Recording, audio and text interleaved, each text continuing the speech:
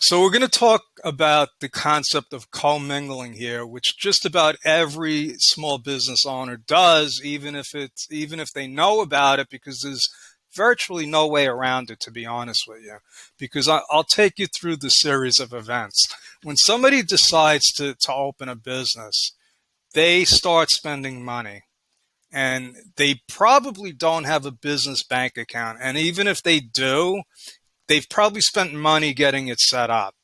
So where does the money come from? The money has to come the from the entrepreneur, the business owner, and it's coming out of their personal funds, whether it be a credit card, your personal bank account, and that's how they start out. You have to. That's how I started out. You know, there's logically no other way to do it. Even if it's only, let's say, $100 that you laid out to to set up your corporation. Let's say you did it yourself. Now that money's coming from you. If you open up a bank account and you put $100 in there, that's coming from you. So right away you have cross pollination between the business and you, the owner. Now that's a problem going forward. But unfortunately, what happens is a lot of people go on for years using their personal accounts to do business. And that's one of the reasons why the IRS likes auditing sole proprietors, because they know this. What they're going to do is they're going to ask you for all of your bank statements, all of your credit card statements. I mean, they usually do. They don't always. But if they do, they're going to see everything that you do your whole life. And that's the last thing that you want. Not only that, they're going to be looking at transactions that have nothing to do with the audit.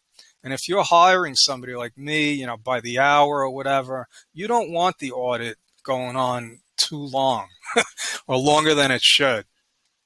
So the solution is, you know, once you set up your business, and if you're working with me, you're going to be an S Corp, you set up your business bank account and you try to do all of your business transactions through that one business account. And same thing with credit cards. We get clients that come on board and they have 3 bank accounts and 15 credit cards, literally. Now you got to try to get that down for the simple reason that just the sheer volume of transactions. Now, if you're using all of those for business, you're probably doing a lot of business, but chances are, if you're listening to this and you're a sole proprietor, a solopreneur, you could do with one account, maybe a savings account if you want, and that's it. You still have your PayPal accounts, your Zelle, all these other platforms, which also are just like having bank accounts for the business. Now, again, unless you set up a separate business account for Amazon and you buy a lot of stuff like I do on Amazon, there's going to be personal stuff mixed in with that.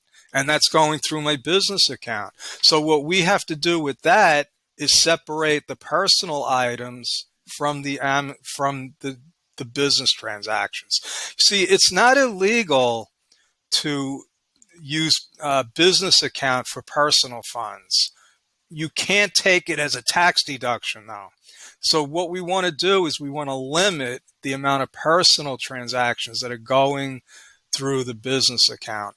Now, what this does is this is part of our stealth tax strategy, because what it does is it condenses, it compartmentalizes the business transactions. Okay. And it's different. It's better if you have personal coming out of the business, which you classify as personal. And the way you do that is you just charge your shareholder distribution account. It's better to do that than to use personal funds for business, because you just don't want your personal crossing over into the business. The business can always cross over into the personal, because that's what it's there for.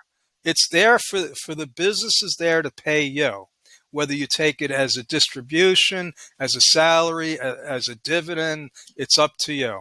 And that's the story about commingling. Hope to see you soon. If you have any questions, timewithjoe.com.